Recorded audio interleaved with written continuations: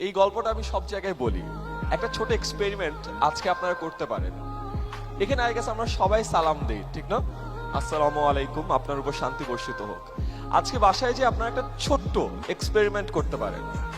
আমরা সচরাচর কিছু মানুষকে কিন্তু সালাম দেই না, যেমন আমাদের সিএনজি মামা, রিক্সাওয়ালা মামা, আমাদের টঙের মামা, বাসের কন্ডাক্টর, বাসের ড্রাইভার, উবার পাঠাওয়ের ড্রাইভার বা রাইডার, আমাদের বাসায় যে মহিলাটা কাজ করে বা আমাদের বাসার দারোয়ান, এই মানুষগুলোকে কিন্তু আমরা সচরাচর সালাম দেই না। আজকে বাসায় যে একটা ছোট কাজ করেন, আপনার দারোয়ান কিন্তু আপনাকে প্রতিদিন সালাম দেয়, ঢুকতে সালাম দেয়, বেরোতে সালাম দেয়, যে সালাম স্যার, সালাম স্যার, সালাম স্যার। আমরা কিন্তু অনেক সময় তার সালামের উত্তর নেওয়ারও প্রয়োজন বোধ করি না, তাই না? আজকে ছোট্ট একটা কাজ করেন, বাসায় যে আপনার দারোয়ানকে আপনি সুন্দর করে একটা সালাম দেন, যে আসসালামু আলাইকুম মামা, কেমন আছেন? এবং মজার ব্যাপার হলো আপনি অবাক হয়ে তাকিয়ে থাকবেন যে আপনার দারোয়ান অবাক হয়ে গেছে।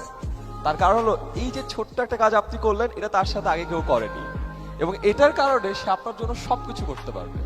আমার বাসায় যে কাজ করে যে মহিলা, তাকে আমি অলওয়েজ আন্টি বলি, কখনো বুয়া বলে ডাকি না। সেই কারণে নতুন বুয়া আসলে ঝামেলা হয়ে যায়। আমি দরজা খুললাম, খুলে বললাম আসসালামু আলাইকুম আন্টি, কেমন আছেন? বুয়া তো অবাক, হাতের মনে আমায় চিনতে পারেননি। বাট আমি যখন প্রতিদিন তাকে সালাম দিই, সে বুঝে যে আমি তার জন্যই তাকে সালাম দিচ্ছি। এবং বিভিন্ন নাটক সিনেমায় দেখায় না যে তোমার জন্য হৃদয় দিয়ে দিব, এটা হয় না আসলে। উপরে যারা বসে আছো, মানে আসলে হয় না। সো এই মানুষগুলো তোমার জন্য সব দিয়ে দিতে পারে। এবং এটা আমি কিভাবে শিখেছি জানো? একবার আমি ঢাকা ইউনিভার্সিটিতে একটা ইভেন্টে ছিলাম, আসরের নামাজের সময় হয়ে যায়। সো আমি জাস্ট দৌড় দিয়ে যাই এফবিএস এর মসজিদ, ফ্যাকাল্টি অফ বিজনেস স্টাডিজ মসজিদে নামাজ পড়ে আবার দৌড় দিয়ে বের হচ্ছি। এক খুব সিনিয়র এক মানুষ, শ্বেত শুভ্র দাড়ি, একেবারে পুরো সেন্টের মতো, সে আমাকে একটা সালাম দেয়। আমি ছোট মানুষ, তখন কেবল ইউনিভার্সিটি থেকে বের হয়েছি, আমি কিন্তু ওইভাবে সালাম পাই না, তাও আবার এত সিনিয়র মানুষের কাছে। আমি আবার তাকে সালাম দিই, আসসালামু আলাইকুম স্যার, কেন সালাম দিয়ে অভ্যস্ত। একটু থতমত খেয়ে যাই। সে আমাকে বলে যে বাবা কি অবাক হলে?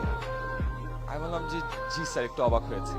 সে আমাকে জাস্ট একটা কথা বলে যে আমার না এরকম ছোটদেরকে সালাম দিয়ে তাদেরকে অবাক করতে অনেক ভালো লাগে, বলে হাসতে হাসতে সে চলে যায়। 2 বছর পর, পুরো 2 বছর পর আমি একটা জিনিস অনুধাবন করেছি। ওই মানুষটা ওই দিন আমাকে ছোট্ট একটা মিথ্যা কথা বলেছিল।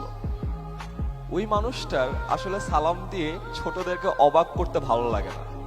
ওই মানুষটা আমাকে ওই দিন একটা জিনিস শিখিয়েছিল, যে সালাম ছোট হও বড় হও সবাইকেই দেয়া যায়, এবং সম্মান